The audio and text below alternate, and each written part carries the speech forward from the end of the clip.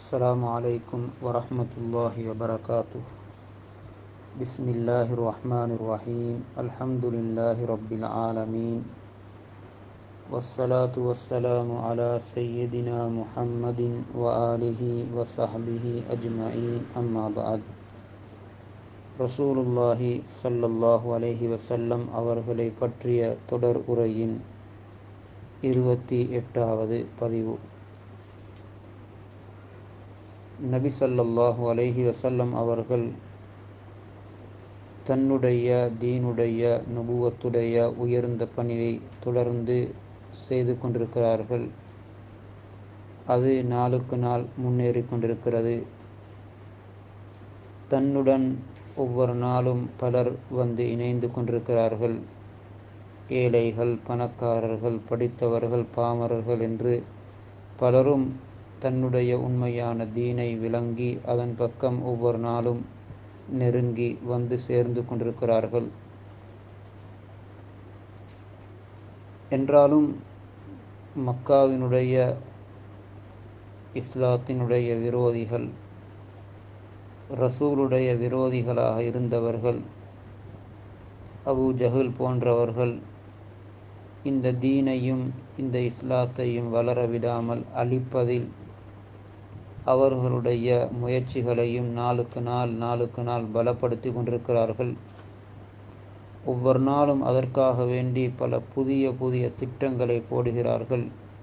எப்படியாவது நாம் இந்த இஸ்லாத்தை வளரவிட மாட்டோம், வாழவிட மாட்டோம், இந்த ஒளியை பிரகாசிக்க விட மாட்டோம், அணைத்து விடுவோம் என்ற விடாமுயற்சியில் அவர்கள் எந்த ஒரு குறையும் செய்யாமல் தொடர்கிறார்கள்.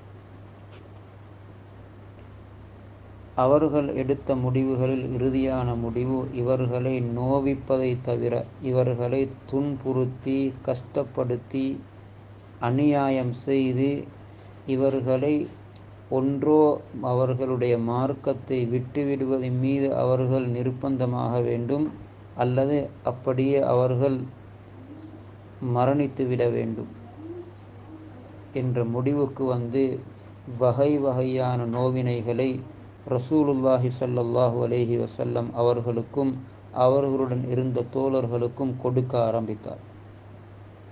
அவைகளில் எடுத்துக்காட்டுக்காக வேண்டி சில நிகழ்வுகளை இதற்கு முன்னால் உள்ள பதிவுகளில் பேசப்பட்டது.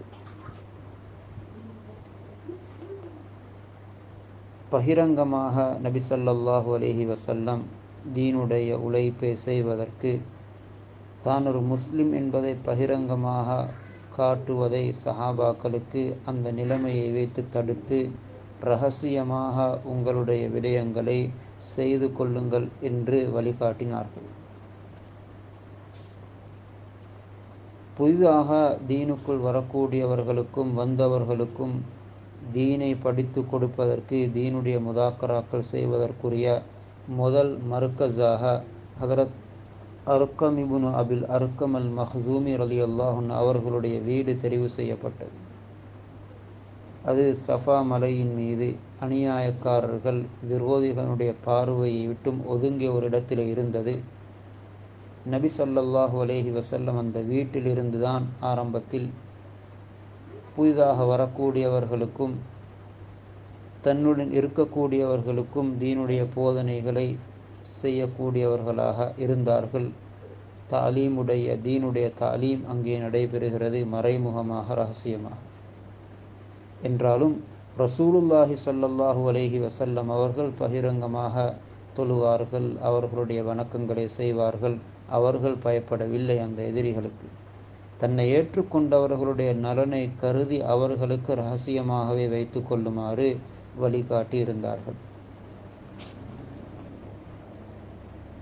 நுபுவத்தினுடைய 5வது வருடத்தின் இறுதி காலம், 4வது வருடத்தின் இறுதி பகுதி, 5வது வருடம் வந்து கொண்டிருக்கிறது. நோவினைகளும் துன்புறுத்தல்களாலும் சஹாபாக்கள் தாங்க முடியாத ஒரு நிலைக்கு வந்துவிட்டார்கள். அல்லாஹ் ஜல்ல சுப்ஹானஹு வ தஆலாவும் அந்தந்த நேரத்துக்கு ஏற்ப குர்ஆனுடைய வசனங்களை வழிகாட்டியாக இறக்கி வைத்து கொண்டே இருந்தான், அனுப்பி கொண்டே இருந்தான்.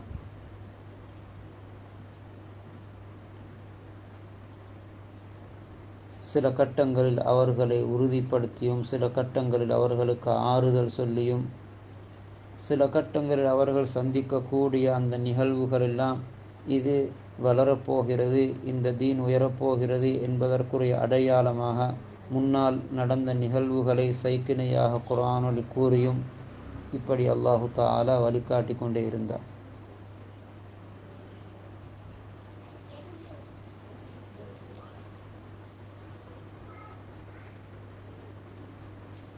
நபி ஸல்லல்லாஹு அலைஹி வஸல்லம் அவர்கள் அந்த காலத்திலே ஹபஸா நாட்டில் அபிசீனியாவிலே மன்னராக இருந்த அஸ்ஹமா அன்-நஜ்ஜாசி என்ற அரசரை பற்றி நன்கு அறிந்து வைத்திருந்தார்கள். அவர்கள் நீதமானவர்கள், நேர்மையானவர்கள், யாருக்கும் அநியாயம் செய்ய மாட்டார்கள், ஒரு நல்ல மனிதர் என்பதை விளங்கி வைத்திருந்தார்கள். இப்பொழுது இஸ்லாத்தினுடைய அந்த விரோதிகளால் மக்காவில் உள்ள முஸ்லிம்களுக்கு கொடுக்கப்படக்கூடிய நோவினைகளும் துன்பங்களும் அது மிகவும் எல்லை மீறிவிட்டது.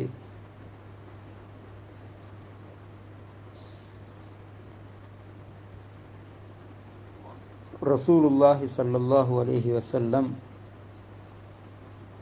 அந்த நல்ல மன்னராக இருந்த, தான் அறிந்து வைத்திருந்த அந்த ஹபஸாவை நோக்கி தன்னுடைய தீனை பாதுகாத்து கொள்வதற்காக வேண்டி சொந்த ஊரை விட்டுவிட்டு ஹிஜ்ரத் செய்யுமாறு சஹாபாக்களுக்கு சொன்னார்கள், ஏவினார்கள்.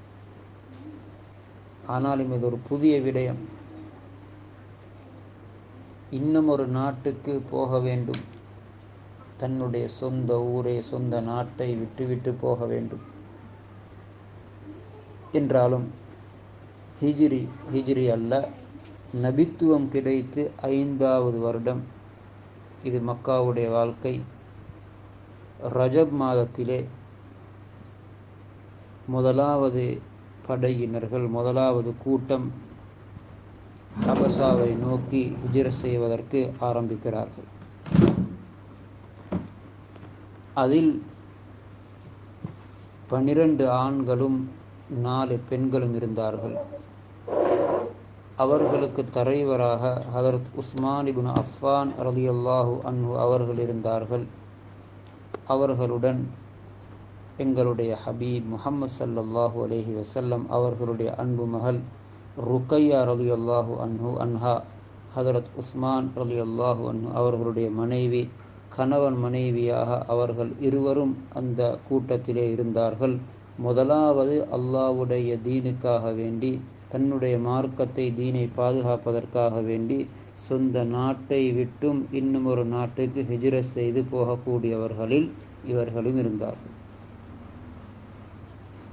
நபி ஸல்லல்லாஹு அலைஹி வஸல்லம் அவர்கள் இவர்கள் இருவருடைய விடயத்திலும் சொன்னார்கள், கணவன் மனைவி குடும்பம் தீனுக்காக வேண்டி இப்படி சொல்லுகிறது. ஆரம்ப கட்டம் நபி ஸல்லல்லாஹு அலைஹி வஸல்லம் ஹதரத் உஸ்மான் ரலியல்லாஹு அன்ஹு, அதே போன்று ருக்கையா ரலியல்லாஹு அன்ஹா அவர்கள் கணவன் மனைவியாக இருவருடைய விடயத்திலும் சொன்னார்கள், இன்னஹுமா அவ்வலு பைத்தின் ஹாஜர ஃபீ சபீலில்லாஹ் பாத இப்ராஹிம் வ லூத் அலைஹிஸ்ஸலாம். ஹதரத் இப்ராஹிம், ஹதரத் லூத் அலைஹிஸ்ஸலாம் அவர்களுக்கு பின்னால் குடும்பமாக அல்லாஹ்வுடைய பாதையில் தீனுக்காக வேண்டி ஹிஜ்ரத் செய்த முதலாம் அவர்கள் இவர்கள்தான் என்று சொன்னார்கள். இவர்கள் இப்பொழுது மக்காவிலிருந்து புறப்பட ஆரம்பிக்கிறார்கள். எதிரிகளிடத்திலிருந்து தப்பவும் வேண்டும், அவர்களுடைய பிடியில் சிக்கிவிடவும் கூடாது. எனவே அவர்கள் மெதுவாக இரவு நேரம், இரவின் இருளிலே எந்த ஒரு எதிரிக்கும் தெரியாத விதத்தில் அவர்கள் கடல் திசையை நோக்கி சென்று அங்கே உள்ள ஷுஐபா என்ற அந்த துறைமுகத்தை நாடி சென்றார்கள். அங்கே 2 வியாபார கப்பல்கள் நிறுத்தப்பட்டிருந்தது. அந்த 2 கப்பல்களும் அவர்களை அழைத்து கொண்டு போய் அந்த கப்பல்களிலே பிரயாணம் செய்து அபிசீனியா நாட்டை போய் அடைந்தார்கள். என்றாலும் அந்த கெட்டவர்களுக்கு, விரோதிகளுக்கு அது தெரிந்துவிட்டது. இப்படி ஒரு கூட்டம் எங்களிலிருந்து தப்பி ஹபஷாவை நோக்கி செல்கிறார்கள் என்று அவர்களுக்கு எப்படியோ தெரிய வந்துவிட்டது. இவர்களுக்கு பின்னால் அவர்கள் அவசரமாக இவர்களை பிடிப்பதற்கு சென்றார்கள். என்றாலும் கடல் கரையை போய் அவர்கள் அடைந்து விட்டார்கள், பாதுகாப்பாக போய் சேர்ந்து விட்டார்கள் என்று கேள்விப்பட்டவுடன் ஏமாந்தவர்களாக திரும்பி வந்தார். சென்ற அந்த 12 ஆண்கள் 4 பெண்களை கொண்ட அந்த ஜமாஅத், அந்த குழுவினர்கள் ஹபசாவிலே போய் மிகவும் சந்தோஷமாக, அழகாக, நிம்மதியாக வாழ ஆரம்பிக்கிறார்கள். அதே வருடம் அவர்கள் ரஜபுடைய மாதத்திலே ஹபசாவை நோக்கி சென்றார்கள். அதே வருடம் ரமலானுடைய மாதத்தில் நபி ஸல்லல்லாஹு அலைஹி வஸல்லம் ஹரத்துக்கு சென்றார்கள். அங்கே குறைஷிகளில் மிகப்பெரிய ஒரு கூட்டம் இருந்தார்கள், இஸ்லாத்தை ஏற்காதவர்கள். அவர்களுடைய தலைவர்மார்கள், பெரியவர்கள் எல்லாம் இருந்தார்கள். ரசூலுல்லாஹி ஸல்லல்லாஹு அலைஹி வஸல்லம் திடீரென்று அவர்களுக்கு முன்னால் போய் ஒன்றும் பேசவில்லை, குர்ஆனை ஓதினார்கள். சூரத்துன் நஜ்மை அவர்கள் திடீரென்று அவர்களுக்கு முன்னால் ஓத ஆரம்பித்தார். அதற்கு முன்னால் அவர்கள் அந்த குர்ஆனை அப்படி கேட்கவில்லை. ஏன் அவர்களை கேட்காமல் தடுத்து வைத்திருந்தார்கள்?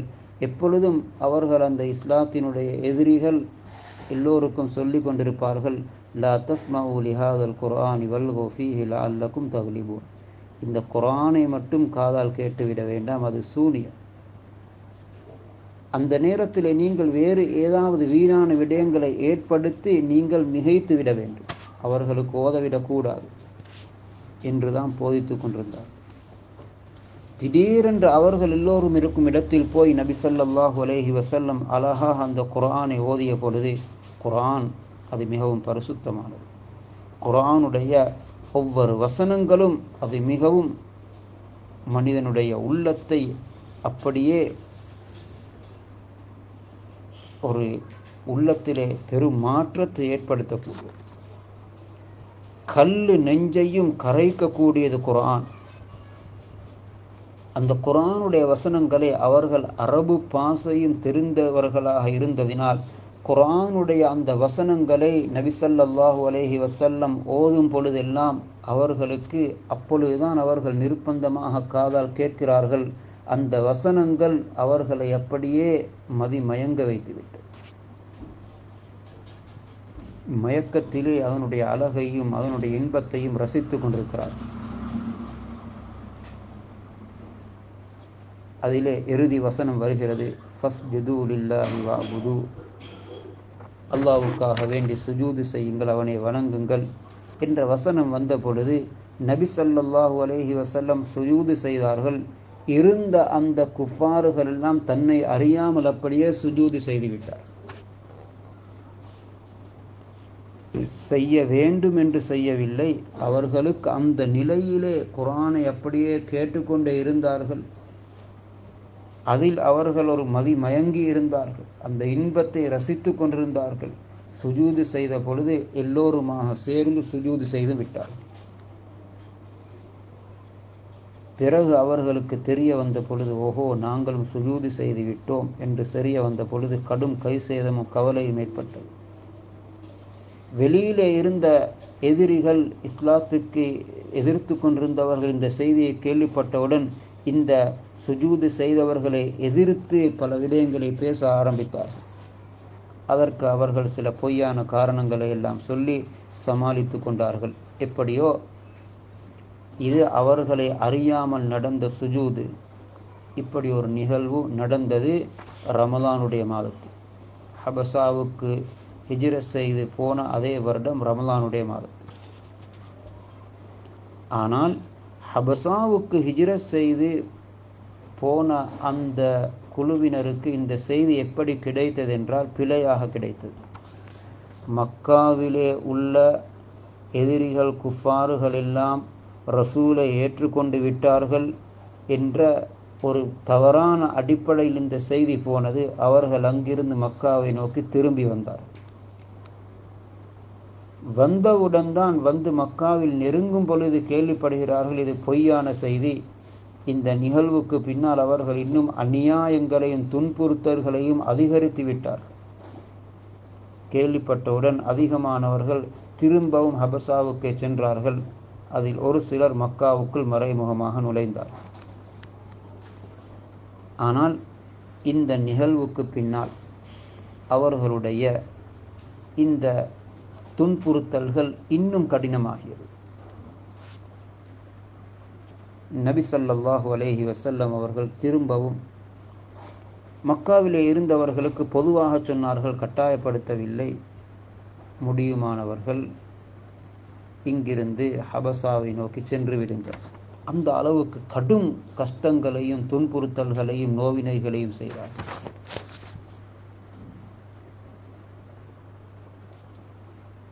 அப்பொழுது இரண்டாவது ஒரு குழுவும் மக்காவிலிருந்து தன்னுடைய சொந்த நாட்டை ஊரை விட்டுவிட்டு தன்னுடைய ஈமானையும் தீனையும் பாதுகாக்கும் நோக்கத்தில் ஹபசா நாட்டை நோக்கி செல்வதற்கு தயாராகினார்.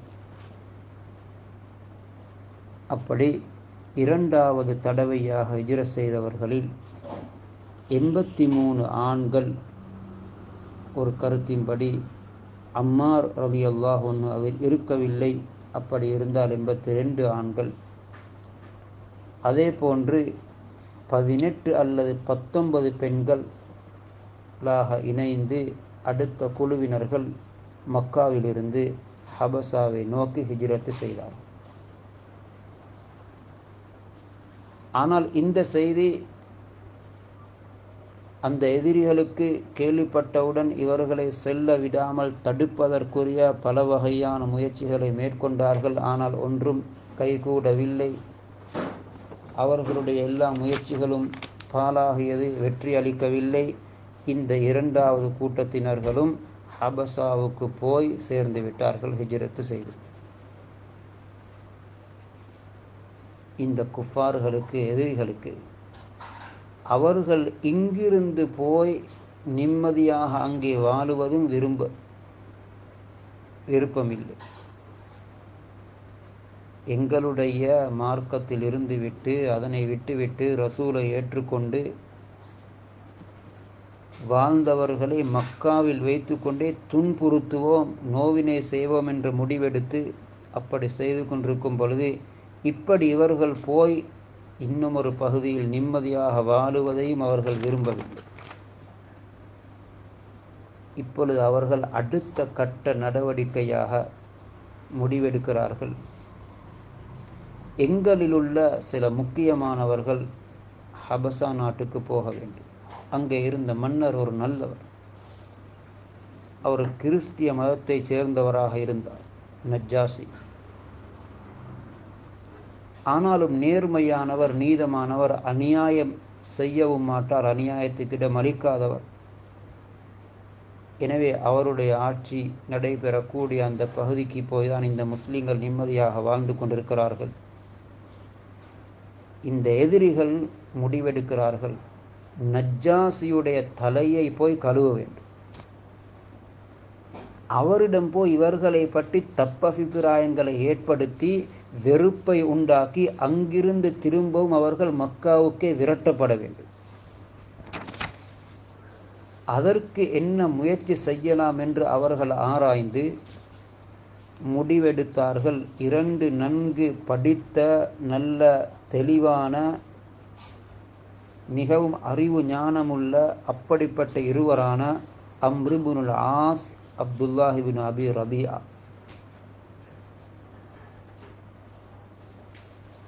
இவர்கள் இருவரையும் இவர்கள் அந்த நேரத்தில் இஸ்லாத்தை ஏற்றிருக்கவில்லை. பின்னால் இருவரும் இஸ்லாத்தை ஏற்றுக்கொண்டார். தெரிவு செய்து அவர்களிடத்திலே நிறைய அன்பளிப்புகளையும் வழங்கி, நீங்கள் ஹபசாவுக்கு போய் அங்கே உள்ள முக்கியமான அவர்களுடைய அறிஞர்களை, நஜ்ஜாசிக்கு நெருக்கமானவர்களை எல்லாம் சந்தித்து இவர்களை பற்றிய உண்மை நிலையை விளங்கப்படுத்தி, இந்த அன்பளிப்புகளை எல்லாம் அவர்களின் மூலம் நஜ்ஜாஸ் மன்னனுக்கு கொடுத்துவிட்டு, எப்படியாவது இவர்களை பற்றிய பொய்யான தகவல்களை சொல்லி அவர்களை மக்காவுக்கு அழைத்து வர வேண்டும் என்று இந்த இருவருக்கும் பொறுப்பு கொடுக்கப்பட்டு அவர்கள் ஹபசாவுக்கு அனுப்பி வைக்கப்படுகிறார். அங்கும் நிம்மதியாக இருக்கக்கூடாது. அவர்கள் ஹபசாவுக்கு சென்று அந்த அன்பளிப்பு பொருள்களை எல்லாம் எடுத்துக்கொண்டு ஹபசா நாட்டுக்கு சென்று அங்கிருந்த ஹபசாவினுடைய அந்த உலமாக்களை, கிறிஸ்தவ வேதத்தை நன்கு அறிந்த அப்படிப்பட்ட அறிஞர்களை எல்லாம் சந்தித்து இவர்களை பற்றி பொய்யான தகவல்களை எல்லாம் சொல்லி, நீங்கள் எப்படியாவது எங்கள் இருவருக்கும் நஜ்ஜாசியிடம் போய் இந்த விடயங்களை பேசுவதற்குரிய ஒரு சந்தர்ப்பத்தை ஏற்படுத்தி தர வேண்டும் என்று வேண்டுகோள் கொடுத்து, அவர்களும் அதனை ஏற்றுக்கொண்டு அந்த அன்பளிப்பு பொருள்களை எல்லாம் எடுத்துக்கொண்டு போய் நஜ்ஜாசி இடத்திலே கொடுத்துவிட்டு, இவர்களுடைய இங்கு வந்திருக்கக்கூடிய இந்த முஸ்லீம்களுடைய நிலை இதுதான், இவர்கள் நல்லவர்கள் அல்ல, இவர்களுடைய பூர்வீக மார்க்கத்தை விட்டுவிட்டு புதிதாக உருவாகின ஒரு மார்க்கத்தை ஏற்றுக்கொண்டு பல பிளவுகள், அவர்களுடைய குடும்பங்கள், நெருங்கிய உறவுகளை எல்லாம் விட்டுவிட்டு இங்கே வந்திருக்கிறார்கள் என்றெல்லாம் அவர்களை பற்றி தவறான செய்தியை சொல்லுவதற்காக வேண்டி நஜ்ஜாசியிடம் பேசி சந்தர்ப்பம் கொடுக்கப்பட்டு அவர்கள் இருவரும் நஜ்ஜாசியிடம் போய் இந்த விடயங்களை பேசினார். இவர்கள் நல்லவர்கள் அல்ல, இவர்களின் குடும்பத்தை பிரிந்து இங்கே வந்திருக்கிறார், அவர்களுடைய நெருங்கிய குடும்ப உறவினர்கள் எல்லோரும் இருந்த மார்க்கத்தை விட்டும் புதிய ஒரு மார்க்கத்தை ஏற்றுக்கொண்டு பல பிளவுகளை ஏற்படுத்தி கொண்டு இவர்களுடைய சுயநலத்துக்காக வேண்டி இங்கே வந்திருக்கிறார்கள். அவர்களுடைய குடும்பங்கள், உறவுகள் எல்லாம் கடும் கவலையில் இருக்கிறார்கள். எங்களை அனுப்பி வைத்தார்கள் இவர்களை எப்படியாவது அழைத்து வருவதற்கு என்ற பொய்யான ஒரு செய்தியை நஜ்ஜாசியிடம் முன்வைக்கிறார். நஜ்ஜாசி ஒரு விவேகி, ஒரு நல்ல சிந்தனை உள்ளவர். அவர் வந்திருந்த அந்த முஸ்லீம்களை அழைத்து, இவர்கள் இருவரும் பேசும் பொழுது ஏற்கனவே அந்த ஹபசாவினுடைய முக்கியமான அறிஞர்கள், நஜ்ஜாசிக்கு நெருக்கமானவர்களுடைய தலையை இவர்கள் கழுவிவிட்டார். அதனால் அவர்களும் இவர்கள் இருவருக்கும் சார்பாக ஆம் ஆம் என்று உண்மைப்படுத்தி கொண்டிருந்தார். என்றாலும் நஜ்ஜாசி இவர்களுடைய பேச்சை மாத்திரம் கேட்டு முடிவெடுக்கவில்லை. அவர்கள் அந்த ஹபச நாட்டில் இருக்கக்கூடிய முஸ்லீம்களை வரவழைத்தார். அவர்களை வரவழைத்து அவர்களிடத்திலே கேட்டார்கள், நீங்கள் புதிதாக ஏற்றுக்கொண்டிருக்கக்கூடிய இந்த மார்க்கம் இது என்ன மார்க்கம்? ஏன் உங்களுடைய சமூகத்தை, குடும்பத்தை, உறவை விட்டும் நீங்கள் பிரிந்திருக்கிறீர்கள் என்று கேட்டபொழுது அவர்களிலே இருந்த ஜாஃபர் இப்னு அபி தாலிப் ரலியல்லாஹு அன்ஹு முஸ்லீம்கள் சார்பாக பேசுவதற்கு முன் வந்தார். அழகாக விளங்கப்படுத்தினார்கள். தலைவர் அவர்களே, நாம் ஒரு அறியாமை காலத்திலே இருந்தோம். அல்லாஹ் அல்லாதவற்றை எல்லாம் வணங்கி வந்தோம். இறந்தவைகளை சாப்பிட்டு வந்தோம். அருவருப்பான ஆபாசமான கெட்ட செயல்களில் எல்லாம் ஈடுபட்டோம். விபச்சாரம் செய்தோம், உறவுகளை துண்டித்து வாழ்ந்தோம், அண்டை வீட்டார்களை நோவித்தோம், எங்களிலுள்ள பலசாலிகள் பலகீனமானவர்களை அவர்களுடைய சொத்துக்களை செல்வங்களை அபகரித்து வந்தார்கள். இப்படியான ஒரு மோசமான நிலையில் நாம் இருந்தோம். எங்களுக்கு அல்லாஹு தஆலா ஒரு உயர்ந்த சிறந்த தூதுவரை அனுப்பினான்.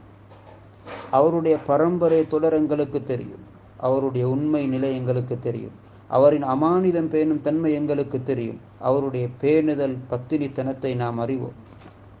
அவர்கள் எங்களை ஒரு உண்மையான மார்க்கத்தின் பக்கம் அழைத்தார். அவர்கள் எங்களுக்கு உண்மை பேசுமாறு ஏவினார்கள், அமானிதத்தை நிறைவேற்றுமாறு சொன்னார்கள், அல்லாஹுவை மாத்திரம் வணங்குமாறு எங்களுக்கு சொன்னார்கள், உறவை சேர்ந்து வருமாறு சொன்னார்கள், அண்டை வீட்டாருடன் அழகாக நடந்து கொள்ளுமாறு சொன்னார்கள். பாவமான ஹராமான காரியங்கள், கொலை, ஜினா, விபச்சாரம், பொய் சாட்சியம், அனாதைகளின் பொருள்களை சாப்பிடுவது, பத்தினித்தனமான பெண்களுக்கு அவதூறு கூறுவது போன்ற கெட்ட விடயங்களில் இருந்து எங்களை தடுத்தார்கள். அல்லாஹ்வை தவிர வேறு யாரையும் வணங்கக்கூடாது, அவனுக்கு இணை வைக்கக்கூடாது என்பதை எங்களுக்கு ஏவினார்கள். தொழுமாறு ஏவினார்கள், ஜகாத்து கொடுக்குமாறு ஏவினார்கள், நோன்பு பிடிக்குமாறு ஏவினார்கள். இப்படி இஸ்லாமிய காரியங்களை ஜாஃபர் இப்னு அபி தாலிப் ரலியல்லாஹு அன்ஹு மிகவும் அழகாக தெளிவாக அந்த இடத்திலே முன்வைத்தார். சொன்னார்கள், அவர்கள் சொன்ன இந்த நல்ல விடயங்களை நாம் உண்மைப்படுத்தினோம், அவரை உண்மைப்படுத்தினோம், அவர் கொண்டு வந்த தீனை நாம் ஏற்றுக்கொண்டோம். எனவே இப்பொழுது நாம் அல்லாஹ்வை மாத்திரம்தான் வணங்குகிறோம், அவனுடன் யாரையும் நாம் இணை வைக்கவில்லை.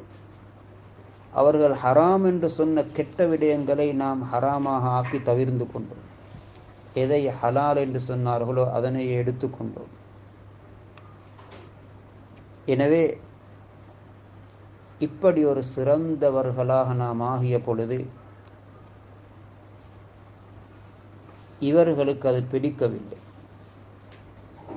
எங்களுக்கு அநியாயம் செய்தார்கள், எங்களை நெருக்கடிக்குள்ளாக்கினார்கள், எங்களுக்கும் அந்த உண்மையான தீனுக்கும் இடையில் இவர்கள் திரையாக ஆகினார்கள். சொந்த ஊரிலே எங்களை நிம்மதியாக வாழ விடவில்லை. அதனால் தான் உங்களுடைய ஊரை நோக்கி நாம் வந்திருக்கிறோம், உங்களை நாம் தெரிவு செய்தோம், நீங்கள் நல்லவர் என்று கேள்விப்பட்டோம், உங்களிடத்தில் யாருக்கும் அநியாயத்துக்கு இடமில்லை என்பதை நாம் தெரிந்தோம். எனவே நாங்கள் உங்களிடத்தில் அநியாயம் இழைக்கப்பட மாட்டோம் என்ற ஆதரவில் தான் தலைவர் அவர்களே, அரசு அவர்களே, உங்களிடம் வந்திருக்கிறோம் என்று மிகவும் அழகாக தன்னுடைய பேச்சை பேசி முடித்தார்.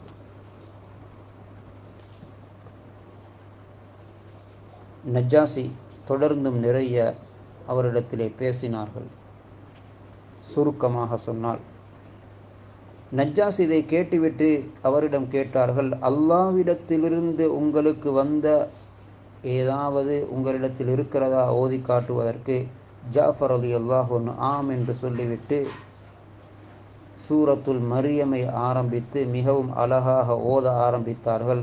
ஓதினதுதான் தாமதம், மாத்திரம் நஜ்ஜாசி அழ ஆரம்பித்தார். அவருடைய தாடி நனையும் அளவுக்கு அழுதார். அவருடன் இருந்த ஏனையவர்களும் அந்த இடத்திலே அழுதார்கள். பிறகு நஜ்ஜாசி சொன்னார், இது ஈசா அலைஹிஸ்ஸலாம் அவர்கள் எந்த நுபுவத்தை கொண்டு வந்தார்களோ, எந்த ஒளியிலிருந்து வந்தார்களோ, அதே ஒளியிலிருந்து வந்த ஒரு உண்மையான மார்க்கம்தான் இது. எனவே இவர்களை நான் உங்களிடம் ஒப்படைக்க மாட்டேன், இவர்களை ஒரு பொழுதும் நான் உங்களுடன் அனுப்ப மாட்டேன் என்று ஒரு முடிவாக சொல்லிவிட்டார்.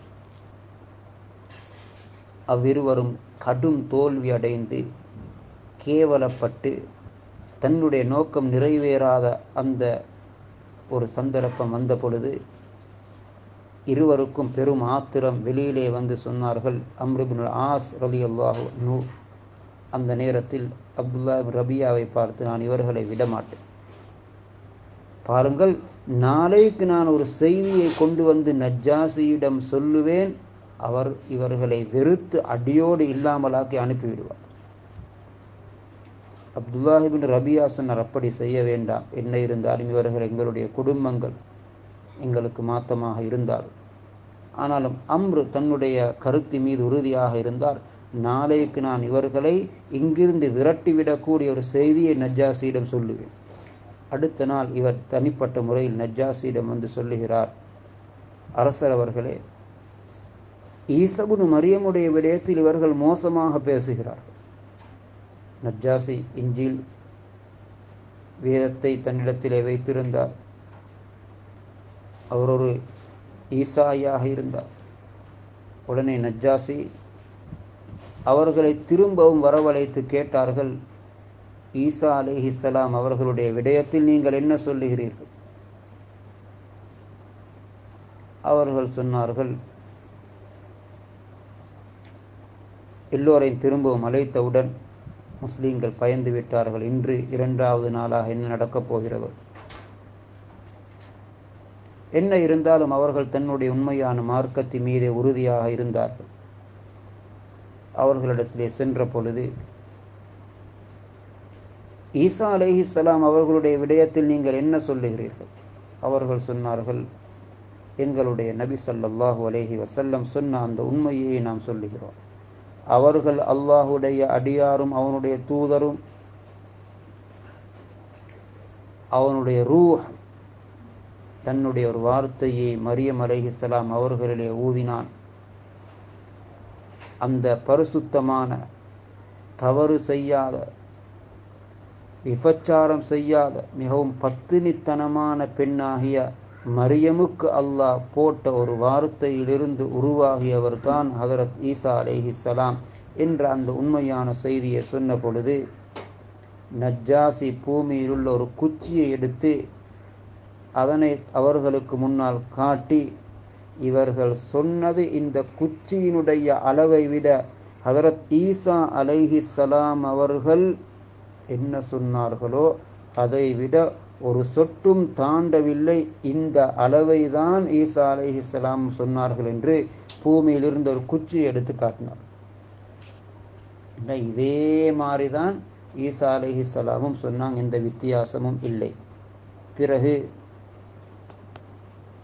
முஸ்லீம்களை பார்த்து சொன்னார், நீங்கள் எல்லோரும் சென்று நிம்மதியாக சந்தோஷமாக இருங்கள், உங்களுக்கு எந்த அநியாயமும் நடைபெற மாட்டார். உங்களுடைய விடயத்திலே மோசமாக நடந்து கொண்ட பொய் சொன்ன இவர்கள் தண்டனைக்குரியவர்கள்.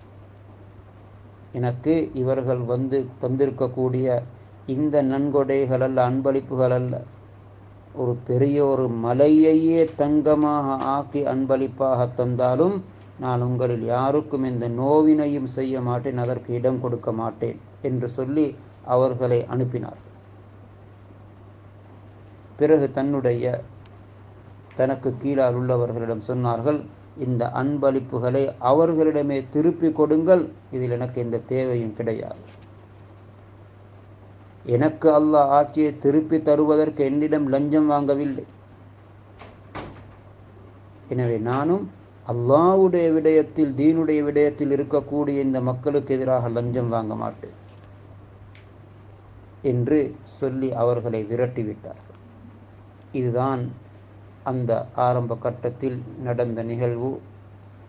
இப்படி பல வகையான நெருக்கடிகள், சோதனைகள், முயற்சிகள், எதிரிகளினுடைய பல எதிர்ப்புகளுக்கு மத்தியிலும் நபி ஸல்லல்லாஹு அலைஹி வஸல்லம் அவர்களுடைய அழகான வழிகாட்டலிலும் அழகான அரவணைப்பிலும் அந்த சஹாபாக்களை அவர்கள் வழிகாட்டி அந்தந்த கட்டங்களில் எப்படி அவர்களை வழிநடத்த வேண்டும் அப்படி வழிநடத்தித்தான் இந்த உயர்ந்த பரிசுத்தமான மார்க்கம் எங்கள் வரையிலே வந்து சேர்ந்திருக்கிறது. எனவே அந்த சஹாபாக்களையும் அதிகமாக நினைப்போம், அவர்களுக்கும் துஆ செய்வோம், அவர்களை முன்மாதிரியாக எடுத்துக்கொள்வோம்.